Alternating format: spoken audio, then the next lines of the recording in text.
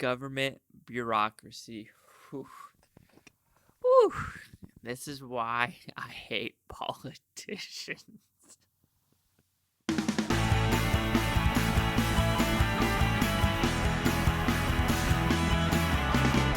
The last full measure stars Sebastian Stan, Ed Harris, Samuel Jackson, Christopher Plummer, and others in a story about Airman Pitts. Who is Airman Pitts? That's kind of short. It's actually Airman Pitzenberger, but Airman Pitts is what everyone in the Air Force calls him. He is an airman who was a medic in the Vietnam War. He saved a bunch of people's lives. He stayed on the ground even though he wasn't supposed to try to get as many people medically saved and try to go out in the woods or jungle to save as many people as he can.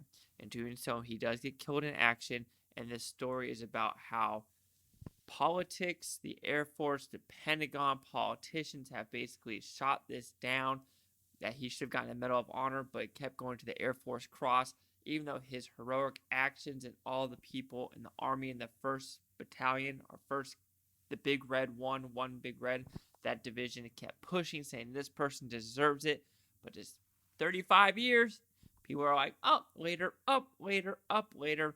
And I've seen that in my career, a lot of just people wanting to push it to the side because they don't want to deal with it. And it's pretty sad and pathetic that people do that.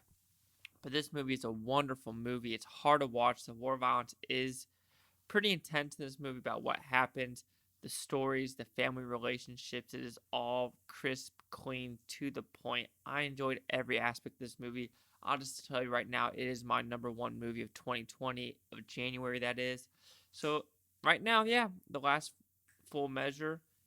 Yeah, the last full measure. Even though it's kind of a weird title to remember, it's the best movie of the year right now. It's one of those movies I did some research on. It took 20 years to make. They wrote the script 20 years ago. No movie studio in Hollywood wanted to make this movie. Pathetic.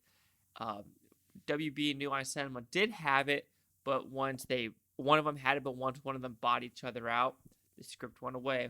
And so finally it was made 20 years later. It's been delayed. I know for a fact it was supposed to come out, I think 2018, and then 2019, and now finally January 2020, but in a limited 600 movie theater release.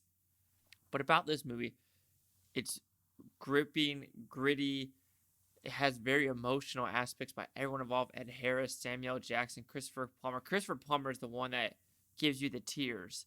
Holy cow, Christopher Plummer plays Airman Pitt's father in the movie. Man, he's the one that makes the tears come in this movie. But it's acted well. The script is well done. I enjoyed every aspect of this movie. The directing, it was crisp. You know everything that was happening in this movie. And it does not play good on either side of the aisle of people just throwing this aside, saying, oh, you don't want to do this because this will hurt your career. And, oh, who cares about the truth? It's all about your career and you going up in the rank of the Pentagon. But yeah, this movie, yeah, it just made me feel the wrong way about how people in the government work, and they're just about their own asses, and they don't really care about anyone else in the real world. So it's a little frustrating being in that kind of line of work, and if this movie is true to that line of how people were acting during this time, it makes me feel bad. It really does, and it makes me want to change my course of attitude, even though it kind of wasn't like that. I've always been a people person, watcher people. And I know a lot of people don't like that because a lot of people, they see the stars are, then they want that, and that's all they care about. But yeah, I'm going away from the movie now. The Last Full Measure, acted great, edited, directing, written. I enjoyed every aspect of this movie. It is a buyer for sure. If you've seen it in theaters, try to watch it because it is worth your time and effort. But I love this movie. So The Last Full Measure will receive a 5 out of 5 Futons, which equals that 100%. So see the Critics' News scores gave this film. And before giving you this, fun fact, I think there's like 3,948 Medal of Honor recipients. Only 18 are Air Force.